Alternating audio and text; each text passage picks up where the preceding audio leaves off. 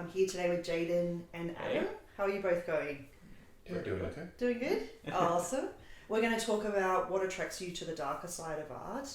So we've got some, just some sort of not disturbing, but maybe disturbing themes that we might be discussing. Something that might be upsetting, death, anxiety, depression.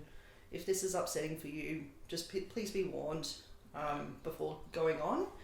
Hopefully we'll have a description in the video so you can see the artists that we're going to be talking about. Maybe have a look before you listen if you're a bit concerned. But yeah, just giving you a bit of a heads up. Yeah, definitely, because we always try to want to make sure that no one is upset or anything about what we're talking about. But, you know, like, these are conversation pieces that, like, we're fascinated with and all that sort of thing. So we just definitely want to make sure that we've given the warning. So if you don't want to listen, we won't be offended. You can exit out of this episode. But yeah, we just wanted to give a trigger warning for anyone that finds these uncomfortable or disturbing. But yeah. But for everyone listening, well, thank you for listening. Yeah, thanks for staying on with us if you're here now. Continuing on with the conversation. So I'll just sort of introduce Adam. So Adam and I are really good friends, close friends. And we met at Melbourne Horror Film Society 6 years ago now, which is amazing. 6 years has gone so quickly. It really has. It feels like it was yesterday that I went to my first screening at Melbourne Horror Film Society. And I'm very thankful to have met you, Adam. But Adam is very much interested in art in all its forms, so film, music, visual art. So we'll be talking about lots of different artists today. I'm just going to start somewhere, so we have something to start. We'll just have a starting point.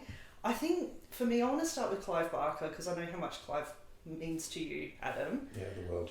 Yes, he does. And I guess it's the last few years that I've really understood how amazing he is as a person. Like, he might be known to anyone listening might know him from his films Candyman and Hellraiser, probably are the ones. Hellraiser by far. Yeah. But maybe there's listeners out there that don't realise that he's a visual artist as well as a writer and a director. Can I just ask you first, like, what does he mean? What does Clive Barker mean to you? Ooh, that's a big question to start with. That's huge. Let's just start with a loaded question. Sure.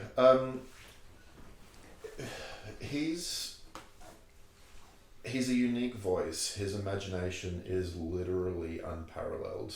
I came across him after reading Stephen King as a young teenager, and then came across Clive Barker's stories. And initially he wrote predominantly horror, hypersexual body horror types of work, but then moved more into kind of the darkest fantasy that you're going to read. He was really inspired by things like Peter Pan and the Chronicles of Narnia and whatnot, but would take that in a very adult, queer-focused direction. His films, Hellraiser and Nightbreed, are all about outcast sexuality, outcast people living in a conservative world and kind of being beaten down by it. He's a gay man who didn't come out until well into his career, but we're talking about the 70s, the 80s and the 90s where it was almost career suicide to do so. He has always illustrated and done drawings. Some of the cover of Zoo's his novels were illustrated by him. Some artwork in books like Cabal, the Rorschachs, he did. One of the pictures that I showed you was from that. But it wasn't until he was in his 40s where he picked up an oil brush and started painting. Wow. And a lot of that he wanted to do for his Abarat book series, which is his children's books. And did 400 paintings. Oh, that's amazing. From character designs to world building to maps. He's got a map the size of like 4 walls. Wow, that's amazing. It's really worth your time checking out his studio tours on YouTube. Wow, we'll link to that in the description. Yeah, absolutely. He's a remarkable human. I just listened to the Mick Garris interview yesterday. on Postmortem. For listeners, we'll link to that as well. But what I found really fascinating was that his parents, he said in the interview that his parents wanted him to go to university, and he ended up studying philosophy and writing, but he really, I guess he wanted to, maybe his first thing would have been to study visual art, but he kind of said to them, look, I'll do it. But then it moved him a little bit away from art for a while, but then he returned to it, like you said, in his 40s. Sure, art painting, yeah. Yeah. Because he was, in his university years, he was doing theatre. Yes. Like really avant-garde, strange theatre, and that's where he met Doug Bradley, who would go on to play Pinhead. Yes. So that became an important partnership for him as Very well. much. And friendship, yeah. It's interesting, I guess Jayden and I were sort of discussing one of the works we might want to talk about a little bit, because Jayden had a really interesting reaction to Clive Barker's Leeman. It's a painting from 2003.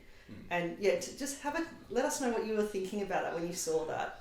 Oh gosh, I liked it. Like, I think it's really weird because for me, sometimes when I'm looking at like the darker side, I guess, of art, the things that attract me to some pieces, or the ones that stand out for me the most, are the ones that creep me out the most, which is so weird. That like, and I think it's like the same with horror films. It's like the ones that scare me the most are the ones that are my favorite movies. It's really weird. I don't know. I think we enjoy being scared. Yeah, and it's like, but especially for that painting itself, like, you know, the first thing I saw was, because Nick, you said that there were bees. Like, I thought there were like maggots like eating out the back of his neck, and then there was like multiple mouths, and then there's just this three one menacing mouths that are kind of like yellow teeth and kind of grimacing kind of smiles, like which is always a little bit unnerving, don't you think? Yeah, it is. And it's like there's this one eye that like you can't just stop looking at, like and it's just looking towards you, and it's hard to look away. Yeah, it is. It's hard, and you know, so I think for me that was a very powerful piece for him to get so much of a reaction. Oh yeah, no, it's incredible. But I love that you thought there were maggots on his neck, because as soon as I saw it, I was like, bees, because of Candyman. It just made me. Do you think that's what it is, or on his neck? There's recurrent themes throughout his work. Yeah. So whether or not it ties to Candyman, I couldn't say. Or if it's just something that he's interested in. Yeah. He's a Renaissance man, really, isn't he? Absolutely. In terms of it's not much he can't do. Like the fact that he was a playwright at university, a writer, an actor as well. You know, a director, a visual artist, and I think there's many other things. He's worked in comic books. He's worked in video games. Incredible. Like, is there any media that he can't work with? So he's pretty much like a modern day Da Vinci in a way. True. Yeah. I love that. He would probably. Yeah. I just want to read this quote. This is Barker said that the paintings of Francis Bacon, to my eye, are very beautiful. The paintings of Bosch or Goya are, to my eye, very beautiful. I've also stood in front of some of these paintings with people who've said, let's go on to the Botticellis as soon as possible. And he said, I've just lingered there. Okay. Which I thought, it's sort of, I think he's my people. Like, I can understand. I was always the one lingering, and everyone else is like, I have to keep going on. Yeah. I think, he has this imagination and he's got this appreciation for something that I think really touched me when he was interviewed by Mick Garris, was that people that have experienced trauma or heartbreak or something, you know, had difficult things that have happened in their lives can be attracted to horror, and it's not, it could be a morbid fascination, but I think it's sort of understanding it. Maybe you're a sensitive type soul and you're just more wanting to, you can't look away because you care. Do you think, am I off on a totally wrong tangent there, or? I think there's no one universal truth for it. Being in the worlds that I've travelled in, the music and the horror world and all that sort of stuff, you meet a wide variety of people. But I think there is this one theme that sort of pulls us together, is we are kind of outcast people where I don't want to say we're all suffering from some measure of trauma or something like that, but there's something that pulls us towards this work where it doesn't most. Yeah. And it's more than a laugh, it's more than the shock value of it. to see like the actual beauty in this stuff is, I don't know, significant. Yeah, like, you know, there's definitely artists out there where some people would look at it and they'd be like disturbed, and, you know, like I have, I'll shout out this artist, you know, Memphis Black, who creates these most beautiful images of like these incredible creations, but then for some people they might find it like a little bit disturbing and all that sort of thing, but like when I look at him I just see the beauty in it, like and it's just kind of like seeing in a way the beauty of the dark side of art, where it talks about things that sometimes not a lot of people talk about, and then I think that's maybe what scares people sometimes, is because we are not used to talking about, like, you know, when you talk about mental health, when you talk about death, you talk about all these other things, and then when sometimes you see that in art, they're just like, whoa, you know, this is not it's what too I much. You know what I mean? Yeah. And it's like, in a gallery setting, do you think, is it like, so, you know, when you, and I hate listening to other people in galleries, like, sort of responding to art sometimes, because it's they don't want to be confronted, maybe they just don't want to feel something. I think that's why I want to be exposed to any kind of film. Like, when I started going to Melbourne Horror Film Society, I went because my friend Mel was running this, you know, became one of the organisers in the society, and she sort of invited me. I've always watched horror. I've always had friends that have been interested in horror, but I haven't always watched it by myself, because I do respond really strongly to horror. Like, I literally will get really scared, or I'll scream, or like hide under things, which, you know, my partner David loves, because he loves watching horror with me, because I get scared and he gets excited, and he wants to be scared. Yeah. I do enjoy being scared, but like, it's hard to do it alone. Like, I need to be with other people to experience it. But with art, I think it's, for me, going into a gallery space, it's a very kind of unique experience that I often want to have. I love to experience art with others, but when I'm in a gallery, I think I'm so focused on what I'm looking at, I'm quite happy to be alone. With the piece, and I don't mind if I'm really disturbed, or like to the point of I can't look away. It's almost like a train wreck type of sensation.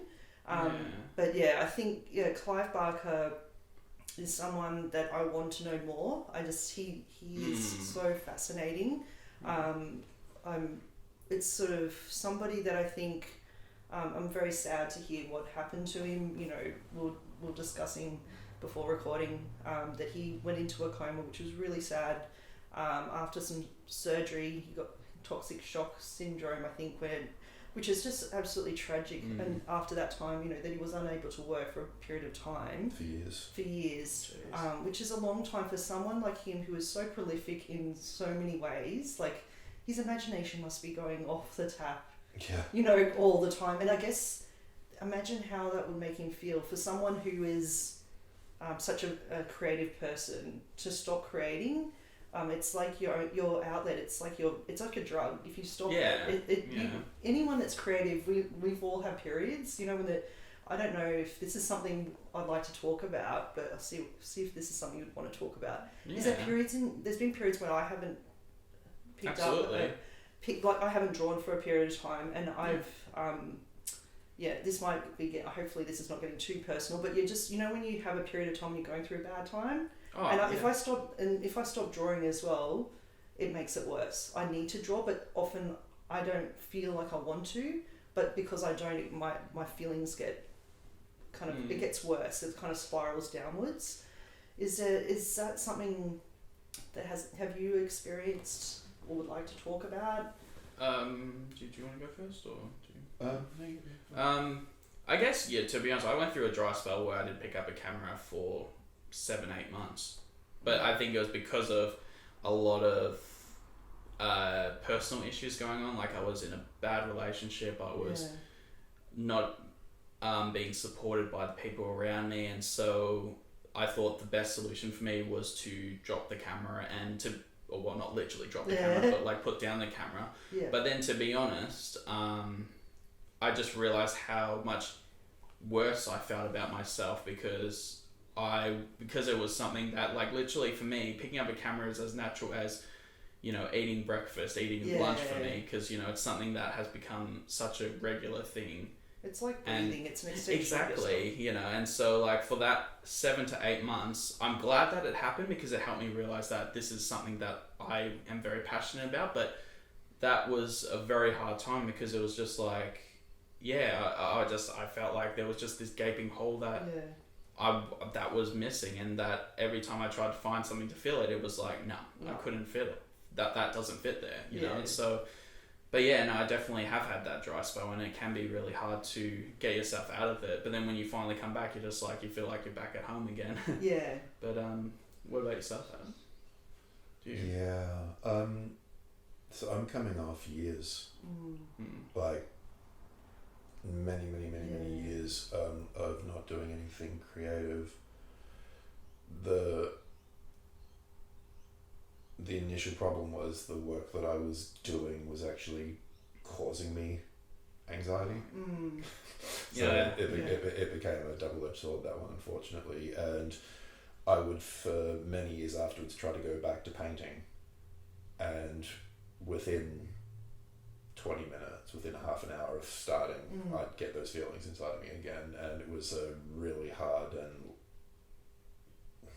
painful, I guess, decision to realise that something that meant so much to me is actually now toxic to me.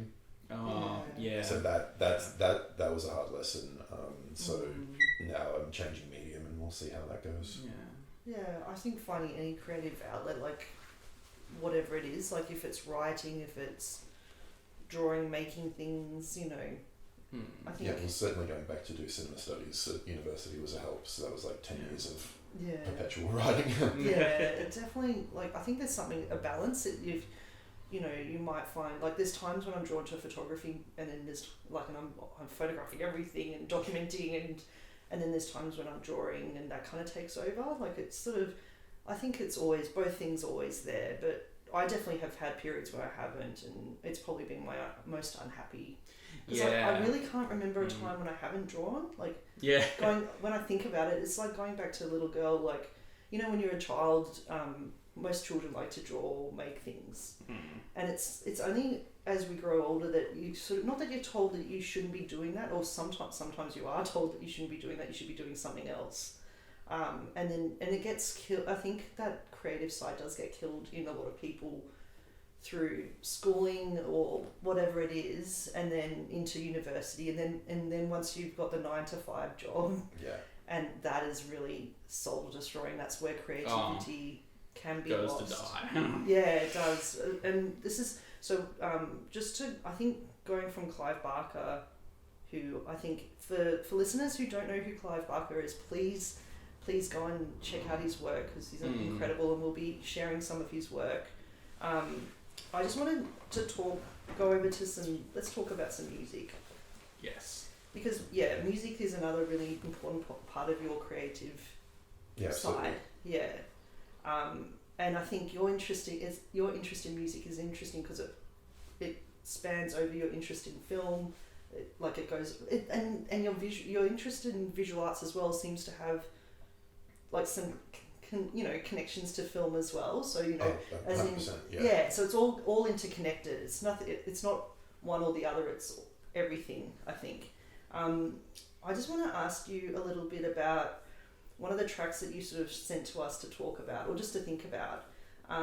Dead Can Dance, which is the summoning of the Muse, which was from their album Within the Realm of a Dying Sun from 1987. Yep. So this is a duo that were originally from Melbourne, established in 1981, so well before Jayden was born, and only a year after I was born, so I was quite, I didn't ever get on this train, but I'm so glad that you sent this track, because I think I can really get into them, 100%. When I was listening to it, it was something I wanted to say. There was... I love that it's described as neoclassical dark wave. Like, I think that's a beautiful... I like that. I think that's a beautiful genre that we should get into. But I think it's the atmosphere, because I think that's something that ties everything. If we're talking about dark art, or the darker side of art, I think it's an atmosphere. Like you might get an atmosphere from a film that you watching a score, an a visual art piece, but also music is so important with atmosphere. Is that what attracted you to that? Well, to that music? It's a little bit of a story. But, yeah, awesome. Please tell.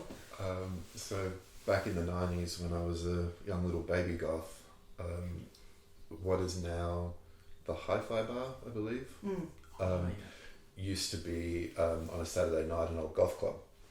And my first experience with Dead Can Dance was one of the DJs put on the song on the album before that, Kantara, and filled the dance floor with smoke. And this was back in the day when there wasn't one uniform goth look. Like people would dress up, it was very DIY. And there were these 4 young Middle Eastern women who had sort of like a hybrid goth belly dance outfit look. And when Kantara came on, they went down into the dance floor and they were dancing in the smoke. And the whole club stopped and was just watching and staring at them while they were just doing, wasn't really a routine per se, they were just dancing to whatever they want, but that is burnt into my memory. And then I just ran up to the DJ like, who the hell is this? And it's like, it's Dead Can Dance, dumbass. And then went on a deep dive on their music. Wow, that's such a visual. Oh my god, I got so many visuals from you describing that scene. I think, I do miss the 90s in some ways, and in some ways I don't, but I miss the subcultures of the 90s. I think it was a really interesting time. I'm sure there's subcultures now, I just feel like I'm too old to know what they are. I mean, I kind of don't remember it, but you know. Yeah, you were very little. I was like, the last year of the 90s for me was 1999, but I was 4, so I'm like, I can't remember much of that. You were a little one, so... So what were you dancing to in the clubs? I don't know. I mean... yeah, you would have been a little Jayden, like... Yeah. At the time. But yeah, like it's definitely something... I think it's really beautiful to hear that they, like you were saying before, that they've gone on, like, and had this incredible career since then, and have done some work in film as well. And Lisa Gerrard has done is currently doing a fair bit. She's worked with Hans Zimmer.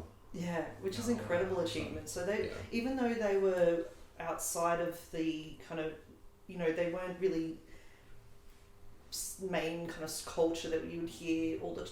They were still having successes. Their music was sort of reaching audiences and. Yeah, well, one of their songs was on Baraka or Koyasasqui. I can never pronounce those films' names. One of their tracks was used in that, and I think that brought some sort of art house mainstream they became known. Kind of thing. Yeah. So now when you go to a Dead Can Dance show, it's a vast variety of audience members. Oh, that's interesting. So it's certainly not a goth thing anymore. Okay, interesting. I mean, it never really was just goth, but it was attracting very much. That's very much an audience. Yeah. Kind of like going to see Diamante Galas nowadays. You'll get like half the crowd is all dressed in black, and the other half will look like they're going to a painting gallery.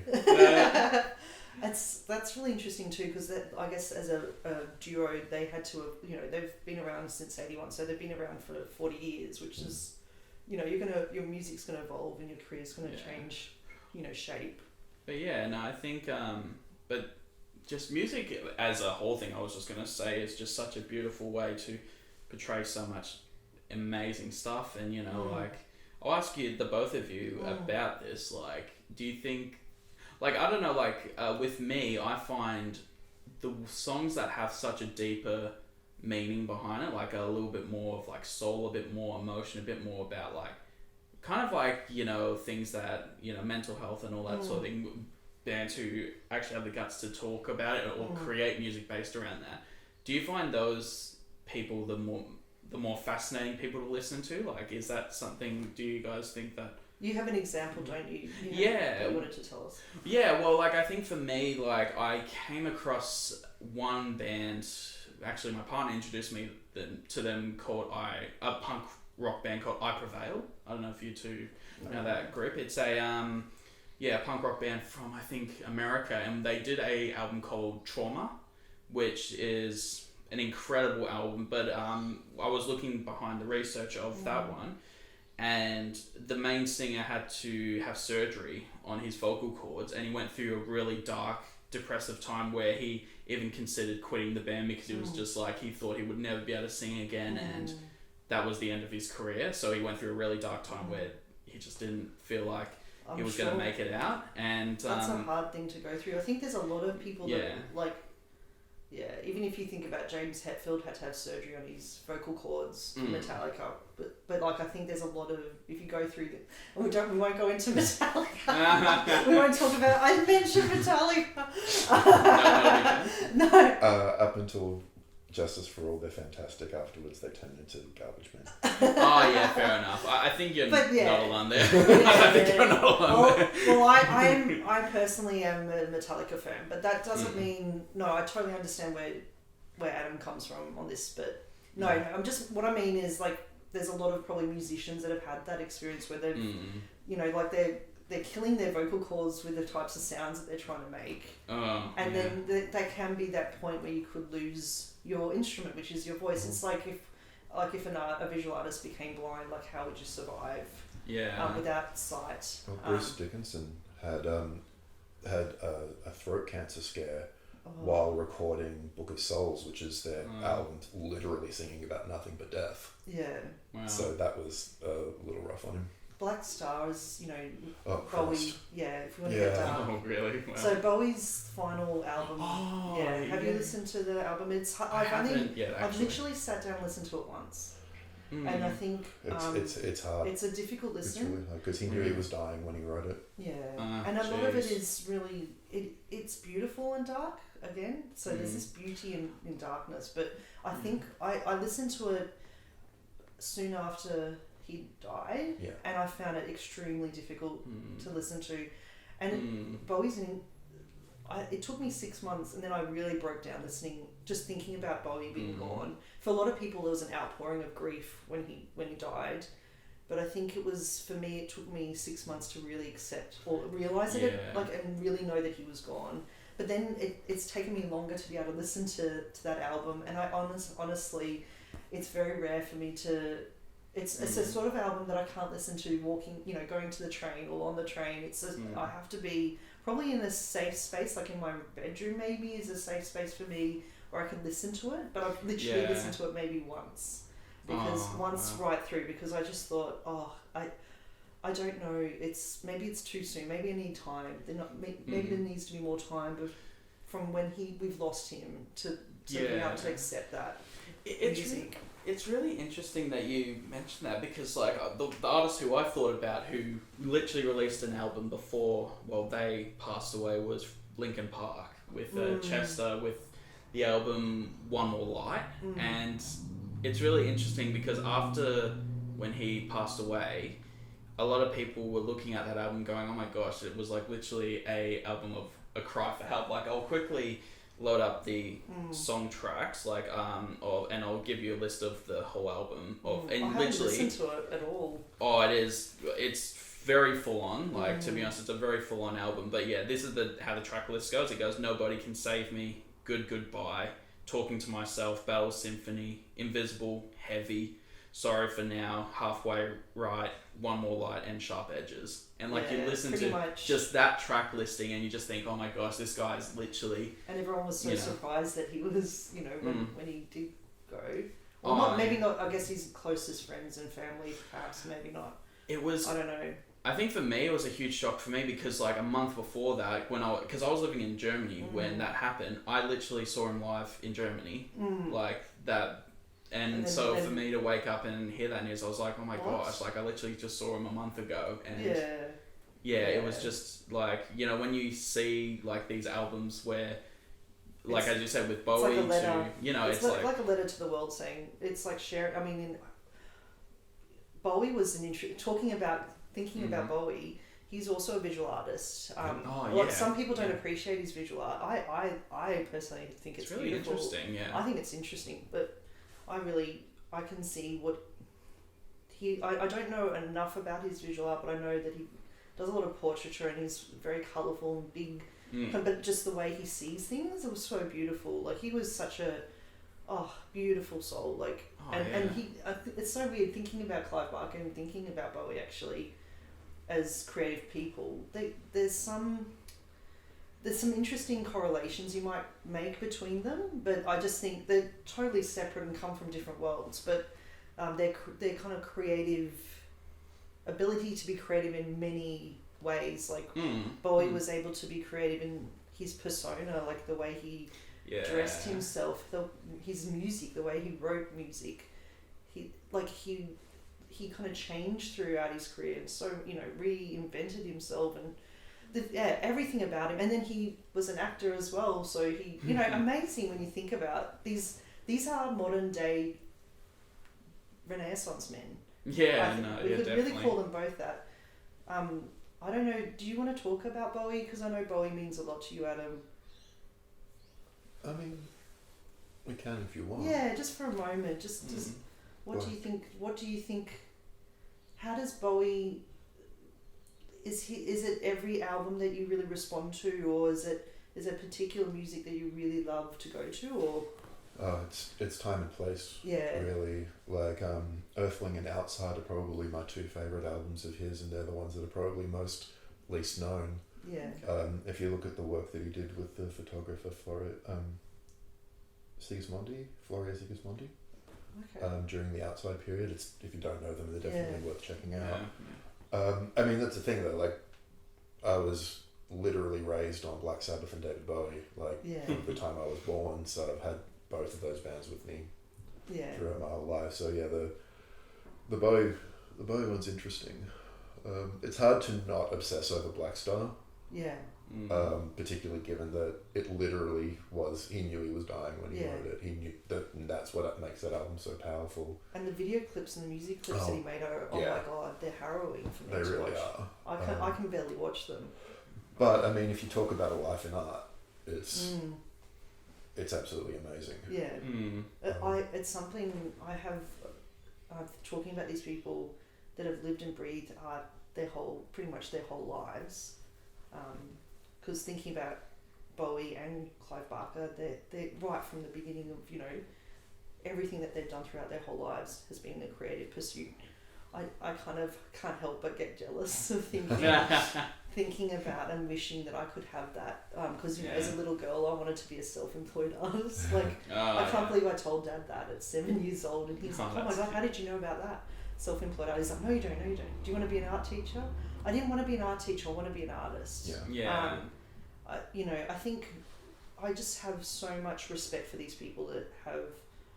Clive Barker is really interesting because they tried to censor him many times throughout his career, but he said no, and he'd be like, here's your money back, give me my work back, I'm leaving. I have so much respect, but not everyone has not the luxury, not everyone can afford to say no. For creative people, sometimes it's difficult to even get to make ends meet, really. It's hard to have a life, it's hard to have the money through work that's consistent to be able to look after yourself. But I think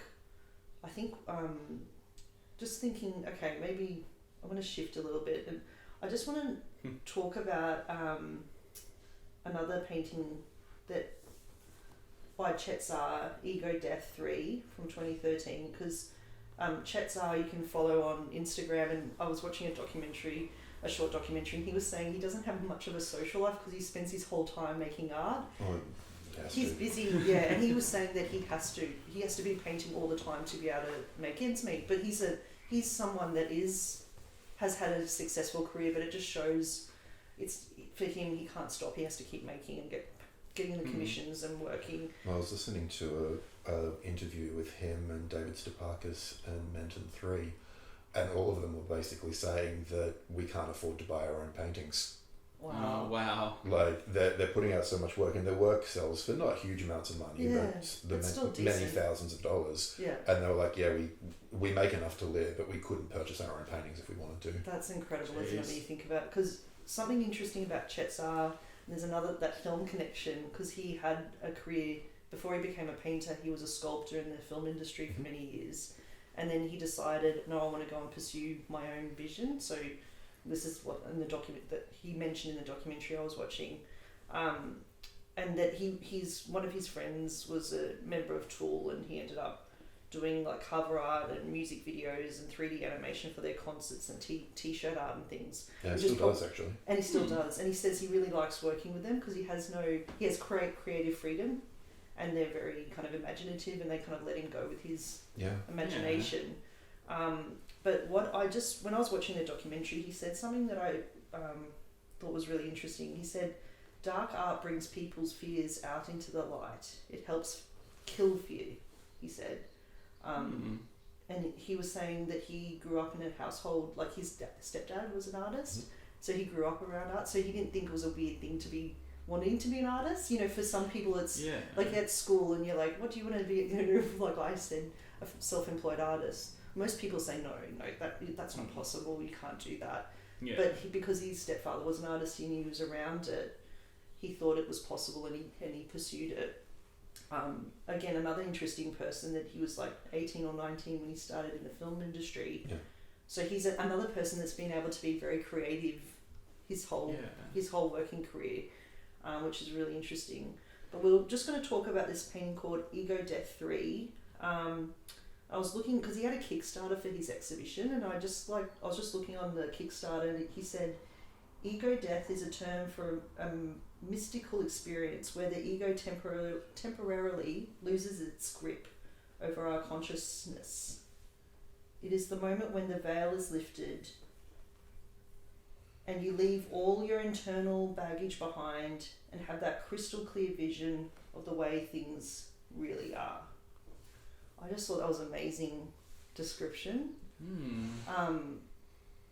So I think he said that in the exhibition he wanted to make it really dramatic, like he wanted to have almost like gothic funeral. It was a funeral. It was a funeral for the ego, yeah. Yeah. Wow. That's such an interesting thing. So it made me start thinking about the ego and the artist, or the creative person. Yeah. So he was trying to put his ego to bed, or bury it, essentially. Yeah. I don't know if that's something that I just think, how would you create without an ego? I guess it depends what you consider an ego. I guess you have to have a soul or a creative internal something, like what you were saying, Jayden, that art is more meaningful if there's something behind it. Yeah, absolutely. If the artist doesn't have something deep and soul, that they want to say, like a vision or thoughts and things, how do you create art without an ego? Well, all artists are self-obsessed. Yeah.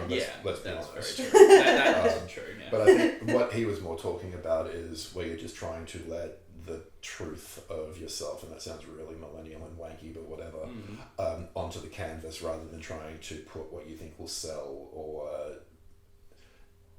think of yourself as a rock star as you're painting.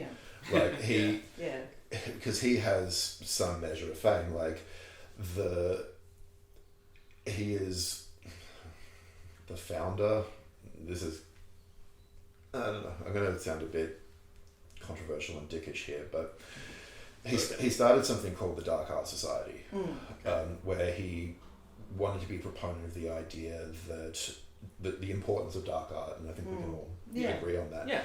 But what it is it's a very narrow focused idea of what that is. It's looking at pop surrealism basically and turning that into the idea of dark art. Yeah. But it creates a small vortex around him.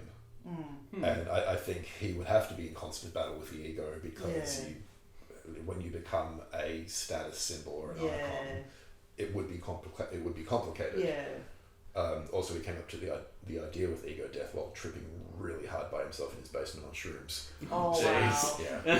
Wow. Yeah. Wow. That's really interesting. Oh God, that is interesting. There's a good documentary called "I Like to Paint Monsters." That is basically about ego death and Chet Zar's life. It's really worth your time. Oh, he just seems interesting to me. Like another Renaissance man, because he was in a band, and he's a sculptor, worked in the film industry. He's an artist, does digital art. It's really worth paying attention to his frames, because he sculpts his frames. So they've all got like skulls and bones and stuff, and he makes casts of them. It's incredible. So you're not just getting his painting, you're getting, and he seems to love painting in oils, he was saying, and the frame as well. So 100% oils. Yeah, amazing. yeah, like I think one of the things that fascinated me was that quote that you read about the fears and all that sort of thing, and it reminded me back when, like, about my own personal fears. Like, for example, when I was young, I had a like, literally I feel like I had a huge phobia of spiders. Like, I couldn't touch them, I couldn't be near them. Yeah. But, like, I couldn't, when I see one, real. pretty much, like, I was terrified of them. But, you know, then I, as I got older, I came more, like, the way that I tried to conquer that fear was I kept looking at them, I kept observing them, I kept being around them, and now, like, to me now they're just, you know... Could they crawl over you and you'll be okay with that?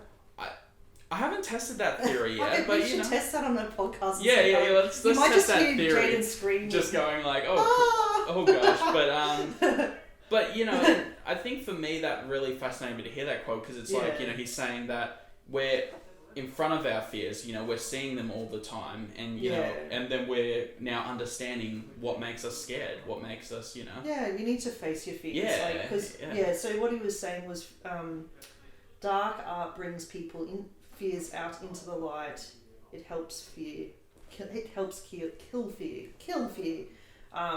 Like, for me, birds was my big phobia. Like, and it was even to this day. Like, big birds. I know that sounds really bizarre because like I love emus birds. And that. Like, emus chase me because they sense my fear. Oh no! I've literally been chased by emus before. But yeah, so for me, I wanted to conquer that fear, and I thought one night, like I was 16 or 17.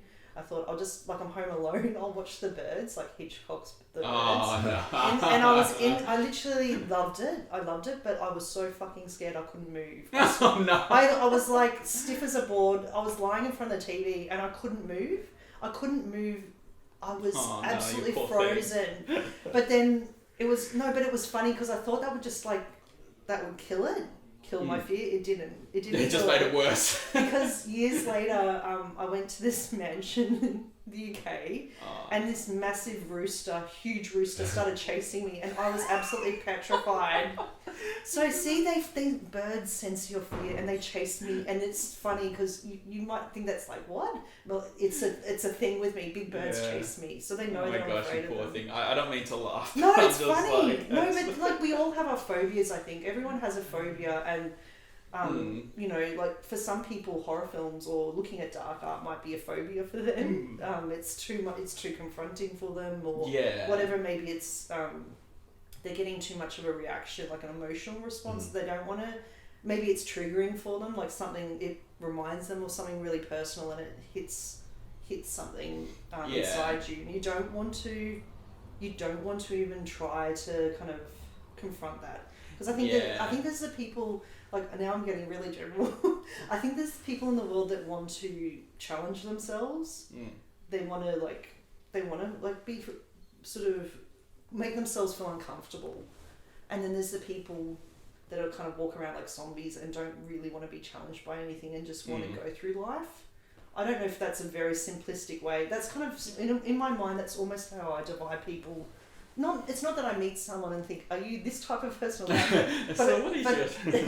But you can kind of sense the people that just go with the flow, and they're just like, and the people that are like, no, I'm going to challenge something. I think, to me, creative people are often the types of people that want to challenge themselves. Well, the really interesting creatives. Are, like, the ones that evolve in their art, like, like Chet Zar is an interesting one, I think, to think about. But Clive Barker's had a whole career. I mean, I think Chet Zar's probably quite a bit younger than... Oh, Chet Zar's in his 50s. Oh, okay, so he's a bit old. He's been doing it a long time. Yeah. He also has a podcast that I'd really recommend called the Dark Art Society podcast, where each episode he interviews some kind of artist that fits within the dark art scene. Oh, interesting. Really good. Excellent. We'll have to check that out. We'll make sure to put a link in the description. Absolutely. Everything's going to be linked there. And okay, so should we go back to some more music? Let's jump back into music again. Okay, because I think this is something, again, that you had a bit of a response to as well, Jayden. Oh, gosh. I had a response to. Yeah. Was it Venetian Snares? That you had a huge... all the children are dead. So that's a from the album Doll Doll Doll from 2001. And I definitely had a bit of an anxiety-inducing to the breakcore, like, because I think I am getting old. Because when I was younger, I used to go to raves and stuff, and now I'm like, oh fuck, how did I do that? Oh, I'll tell you a story about that in a second. Yes, please do. But yeah, I just think listening to that, because there's that recording that has been kind of, it's been manipulated. The sound is kind of like this deep sound, and then it's just the breakcore beat.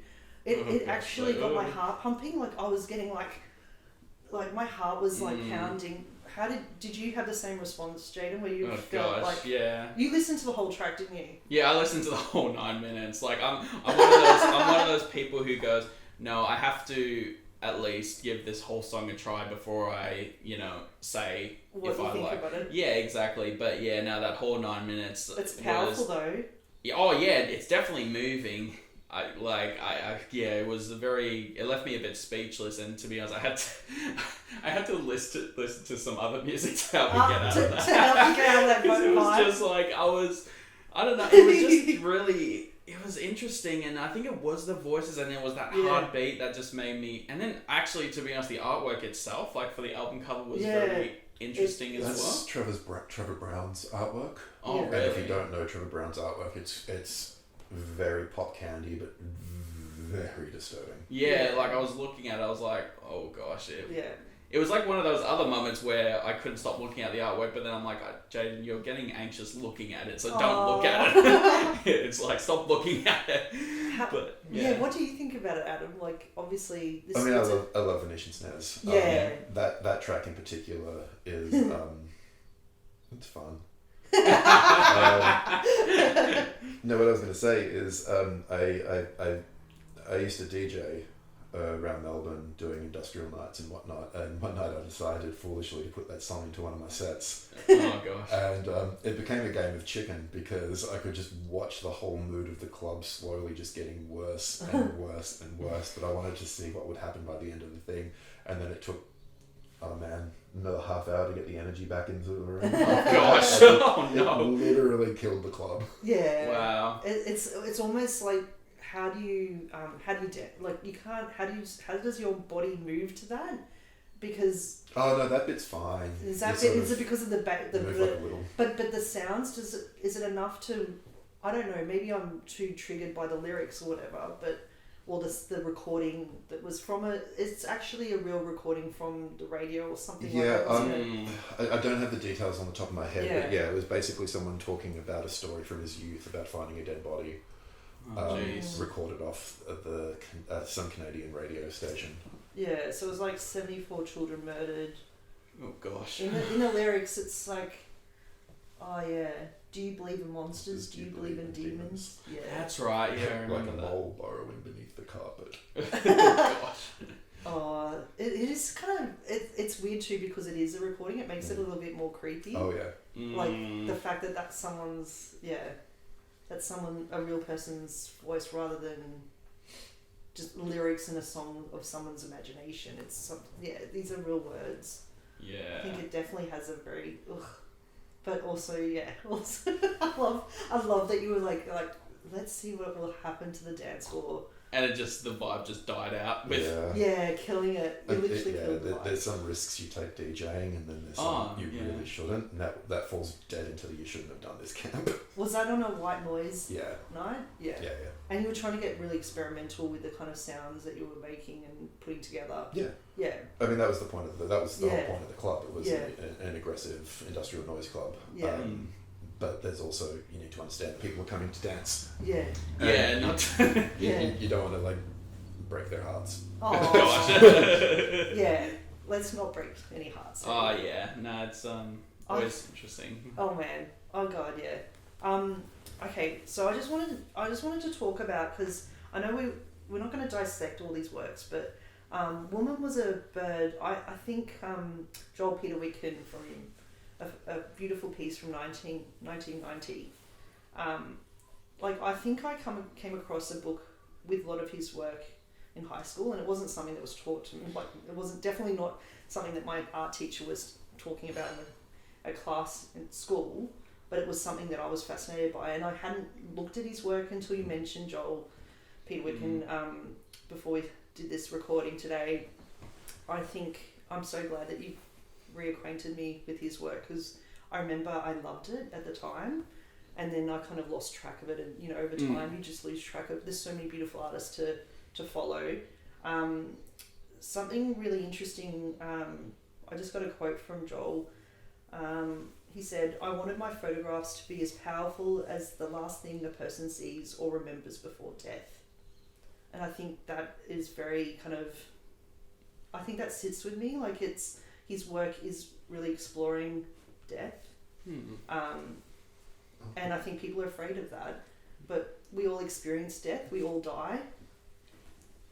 We all die at some point, you know, obviously, unless we're, you know, unless we're secretly, you know, immortal. But yeah, so what do you think that piece, like, to me, when I looked at it, and there's so many artists that it kind of, there's homages to other artists like Man Ray, I think, and Horst. There's two pieces that I'll include in the description, and you know, that you can look at. But the actual photograph that we're talking about, the subject looks like they're armless. They look like they've had wings torn from their behind, you know, from their back, and they're kind of got this sort of metal corset that's really like squeezing them in, and it almost looks like, how could a body even make that shape? Yeah. How do you respond to that work? When I was painting, I was obsessed with angels. Yeah. I was obsessed with angels, and I was, for whatever reason, obsessed with the idea of amputation.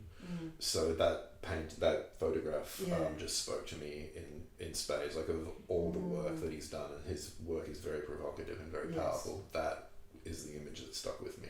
And there's paint on his photograph. Often there's a bit of paint added to the photograph as well. Yeah, interesting. I think because he is cinematic in the way he works when he works with a subject. Yeah. So I would agree. Just so for listeners, if you do Google Joel Peter Wickham, be careful. Oh yeah. Not be to, very careful. Yeah, not like, look, you know, just be aware that he has used dead bodies in his work, but I think he has used them with sensitivity and curiosity, I would say. Like the way he has created almost still lives and scenes, and one of his most famous pieces is called The Kiss, I think, with the two halves of the same head that were dissected. He didn't dissect them, they were already dissected, but he picked up the head and they fell apart, and he went, oh, and put them together like a kiss. And it worked, and it's one of his most famous photographs, and he had to surrender the negatives to that piece. He's only got a master print, and he's got other prints, but the professor at the university he's working with, I think it was like the New Mexico, anyway, he was in Mexico working with a professor who nearly lost his job because they found out he was letting the photographer have access to something like that, dead body, you know, bodies that they were using anyway. So you really responded to The Woman Was a Bird because of as a painter you were at the time. Yeah. Just the shapes. Was it the shapes and the kind of lighting, or the colours, or, you know? It was the silhouette more than anything, and the implication of the wings having been removed. Just that piece of all of his spoke to me the most. It's very symbolic, like having your wings almost cut or torn. It almost looks torn when you see, if you look at the work, and we'll include the photograph. Absolutely. So you can see that. There's actually a fantastic short film that John Carpenter made called Cigarette Burns, which sort of deals with the idea of bound and kept angel. Yeah, interesting. It's really interesting. Yeah, the idea, and it has, you know, there have been through the history of film where, you know, an angel has had their wings ripped off. It can be quite traumatic, obviously, for the angel, but also to see, it's just like seeing any kind of tamed or broken creature. Like if you see a bird that's been hit by a car, which I'm the sort of weird person that, not that I like to look at roadkill. That sounds awful. No. But I have always been fascinated with that death. Yeah. And not because I don't think it's not because I'm, you know, at different points in my life there was definitely a darkness there. And that was just, you know, going through my own emotions. But I think I've always been interested. I think it's something that I find it's just, we need to, I guess we're going back to that thing of facing things. Like, we're all going to die. Like, why can't we talk about it? Why does it have to be such a taboo? And I love, you know, Ruth always says that you guys are death positive, which I think is beautiful, because I think we should be able to talk about death and our plans for what we want. Like, I think I really want all my loved ones to tell me what they want. So ultimately, I want to know so everything's going to be the way they want it, not how other people want it. I think that's important. But yeah, just thinking, going back to Joel Peter Wickham, his work is really, like, incredibly fascinating, and incredibly moving and beautiful. What was it, that piece particularly, or was it any other of his works that really spoke to you as well, or? I don't have their names in my head. Yeah, that's okay. The problem. I've got a book of his at home. The Still Lives. Yeah. I find interesting because they're so close to being offensive and inappropriate, and to a lot of people they are. Like, flat out, a lot of people think his work is just disgusting and should be burnt on a pyre. Yeah. I think it really straddles the line elegantly. Yeah. Of dancing between I'm taking dead people and photographing them, you know, literally like they're a mannequin or a doll. Yeah. In a diorama, to capturing the longer stories of art. Yeah. In a frame. Yeah. I think that's interesting that one of just talking about one of the because he uses body parts as well as, like, so for example, there's one of his works that is a woman's leg, but the woman is alive, but she lost her leg in a train accident, and he used the leg in a kind of a work where he had like a white crisp kind of I don't know if it was like a tablecloth that he actually went to dinner the night before and he got inspiration. I think that gave him inspiration, and then he thought of this idea with the leg to create this beautiful white crisp tablecloth, and he bought some bread and like grapes and then sort of arranged it. I find it absolutely, it's almost, I don't know how to explain how it makes me feel, but it's also showing that there is a beauty to these things. Like, it might be very disturbing and look, I understand why it can be very disturbing, obviously. He's definitely straddling, like you're saying, he's definitely pushing,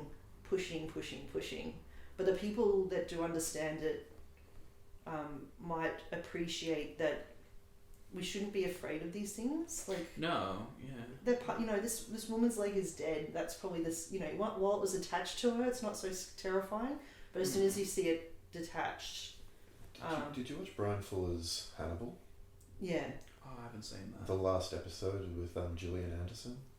Oh, I haven't seen that episode yet. Okay. So I have yes, because I got to the point where their relationship was really getting twisted. So I need to finish watching Hannibal, because that's another thing that's interesting. That is actually that TV series is taking these themes into the almost mainstream because it became such a big and deal. It really plays around with the aesthetic of death. Yeah. That series really does. Like, every murder, every staged body is a piece absolutely of art. Artistic. Yeah. His cooking. Yeah, is art. When he's cooking people when it's served is just, gosh, it's aesthetically gastronomically perfect. Yes. Wow. It's worth your time. Like, it's absolutely. Yeah, I'll have to. That's the new Netflix. The new series. Hannibal. Yeah. Is it on Netflix now? Is it? Well, is it? I think it is actually on Netflix now. Yeah, it's absolutely worth time. It's amazing. It's amazing. It's again not for everybody probably, but I think if you're interested in these ideas, definitely worth checking it out. It takes the idea of Dexter, which was psychologically completely inaccurate, and presents an actual proper sociopathic psychopath. Yeah. Okay. And does it perfectly. It's like Mads Mikkelsen now is, when I think of Hannibal Lecter, I think of him. I do not think of Anthony Hopkins, or I don't think I imagine when I read the book. It's Mads is Hannibal. Yeah, he's taken that role, hasn't he? Absolutely. I think it was it's interesting when I think you said before, Nick, about talking about things that, you know, why people trying to avoid it and all that sort of thing. Like for me, I grew up around a lot of Christian people, and so the talk of the devil or like death and all, like all that evil was like, it was against, like they feared it and all that sort of thing. And it's like that always interests me because, you know, like it kind of reminds me, for me, like I kind of go by the whole the yin, the yang, the good, the bad, you know, that whole thing. But then it's like going by their own teachings of saying that, you know, in kind of an ironic way, going like, where it pretty much says fear is the devil's weapon, and it's like, well, pretty much you're not talking about it, is you're actually in that sort of thing. And so for me, like I always found it interesting. So for me, like I am fine talking about that stuff because it's like, it fascinates me as well, going like, you know, we always talk about the lighter side, but why can't we discuss the death? Why can't we discuss death in a way? Why do we have to be so afraid of talking about it? And why are some people afraid of seeing it in art? Like, it just seems it's this huge human experience that, you know, I mean, the thing is, if you go through the history of art, of course, death has always been a huge thing throughout the whole history, going right back to prehistoric. You'd probably find, you know, I mean, prehistoric is, when I say, you know, like if you're looking in cave paintings and you might see hunting. So like if you think, you might associate hunting with death. Yeah. And it's on a very kind of prehistoric, like in an abstract way. In a cave painting, we've always been fascinated by it. It's kind of been with us from pretty much as soon as we have been experiencing these kind of feelings as being a human, I think. But yeah, no, like, it also, funny enough, I just thought of, because I recently went to see the new Conjuring movie that recently came out, and, you know, speaking of this, the one quote from the movie really stood out to me was, the actor who played Ed Warren, he pretty much, they're trying to convince the court to retrial, because it's about a court case of a guy who said he was possessed and that sort of thing, and no spoilers. It's all good. I'm not going to spoil, but pretty much you can see this in the trailer as well. And he pretty much says this quote, and he goes like, when he speaks to the judge, he goes, you know, the court says that they can believe in the power of God, but, you know, it's about time they believe in the power of the devil. You know? And so that really was like, oof, that's pretty. Like, it was, I might be saying the quote completely different, but it was like, and it was pretty much saying that, you know, like every time someone steps up to talk in court, they have to swear against the Bible of God, and then, so the court isn't secular. Exactly, and that's why it was like, we discussed it a little bit with Leanne in when we're talking about Is Surrealism Dead? Exactly. She's got really, her work is really centered around kind of, you know, religion is a big theme. And anyway, definitely worth looking at her work as well. Absolutely. I just wanted to say, because I was also looking up, I looked up David Stupakis, I hope I said his name correctly, oil painter who is based in New York. His work's amazing. Yeah, and he was saying that he is a surrealist or fantasy artist. Well, that's sort of how he identifies himself. And he... Again, I like to quote the artist. Like, this is from his artist statement, because I think it's important to hear their voice. Like, he says, "We have the power to transform our worst concerns and nightmares into concepts and images permeated by the aura of a universally comprehensive meaning. My audience." So he was basically saying the ability to identify and ultimately share certain ideas with my audience. I guess, like, we could have these ideas privately, or we could share them publicly. Like, we could share. So in his, I really thought that was really powerful what he was saying. I've got these monsters and these ideas are things that I'm afraid of, but I'm sharing it with the world. I could keep them as my private things, or I could actually share them. And I think it's beautiful that he's sharing that, because I think everyone has these phobias, fears. Some people don't want to share them, don't want to sort of bring them out. But I think artists, that filmmakers, musicians, visual artists, they're actually, in a way, it's cathartic for others. If you see it and you can say, look, I've had those thoughts, I've had those fears. Others, I'm not alone, essentially. Trying to relate to the others. Yeah, and also the fact that, and this is something we were talking about earlier, that sometimes you might feel like an outcast. I think going back to Clive Barker and Mick Garris, they were sort of saying how they felt like the weirdos, like, you know, but like they're celebrating that. But I think a lot of creative people feel like that at some point, especially when you're younger, before you find your tribe or your people. You can feel very isolated. I mean, I'll say a very kind word about Metallica, actually, Yeah. based on that. I saw an interview with them when I was much younger, and this was during a time in the 80s, during the Satanic Panic, when heavy metal was viewed as just the worst thing, in much the same way in the 90s that hip-hop was. And someone said to, I think it must have been Hetfield, there have been more than one occasions where a young person has killed themselves listening to Fade to Black, and it's on the tape player. They've got the lyrics in front of them, and they killed themselves. How do you live with that? And he responded by saying, we can't. We know this has happened, and we can't live with it. It's one of the most painful things that the entire band has to move each day forward. But what you don't hear about is the hundreds, if not thousands, of letters we get every year from kids who thought they were alone, thought there was no one that thought like them, heard this song and didn't kill themselves. Very. That is a very powerful true. song.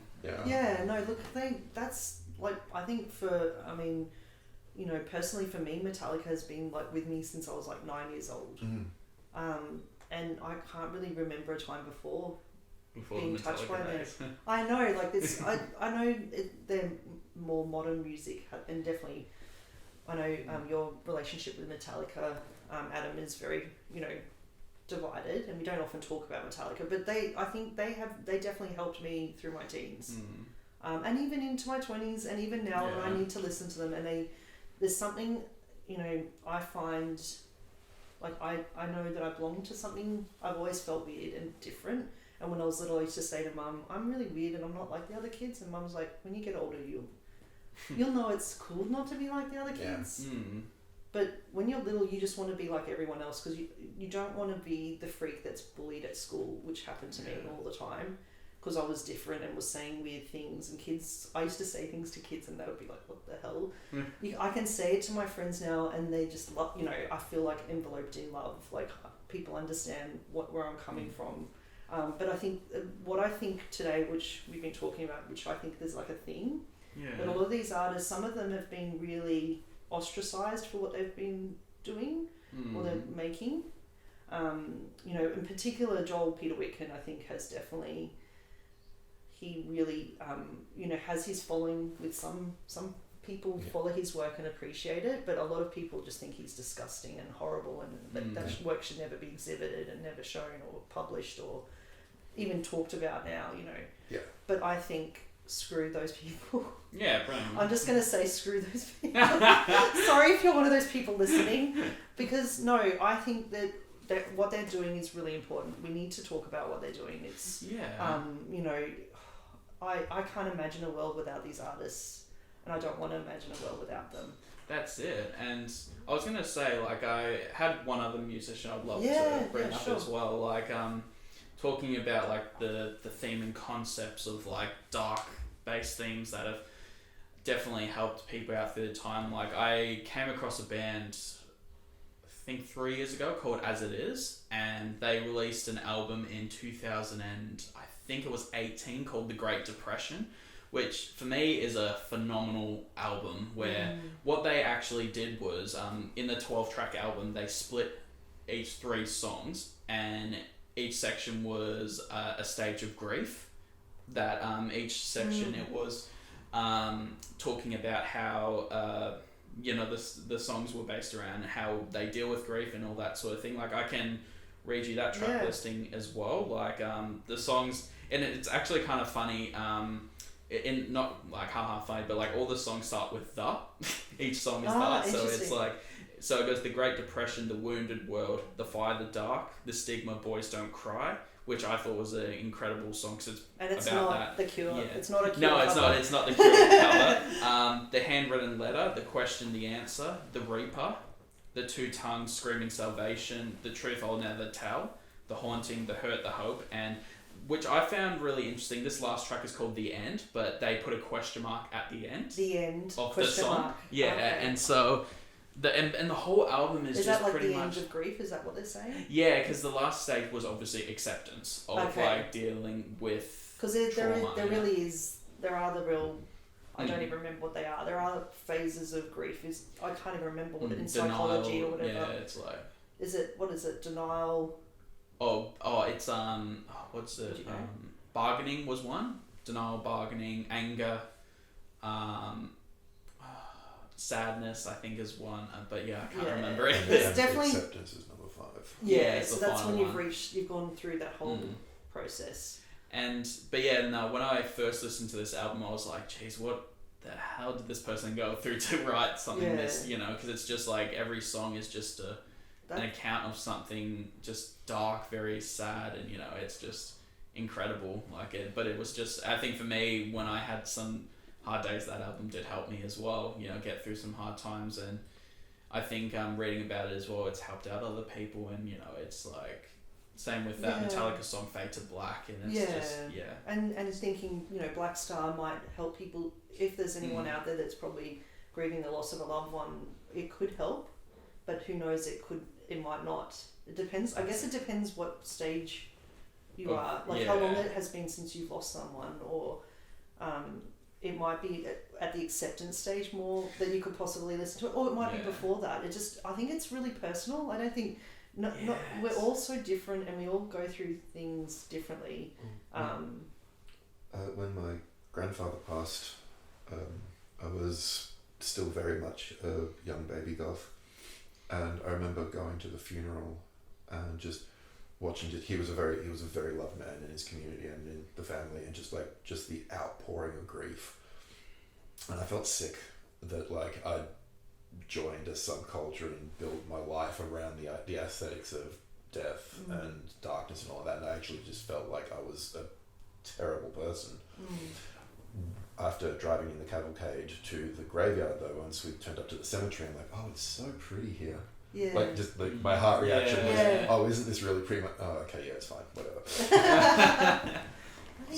I think, that's really interesting. I think it's okay. I think there is a beauty in this. I think there's a beauty in the kind of customs and ceremonies, or the.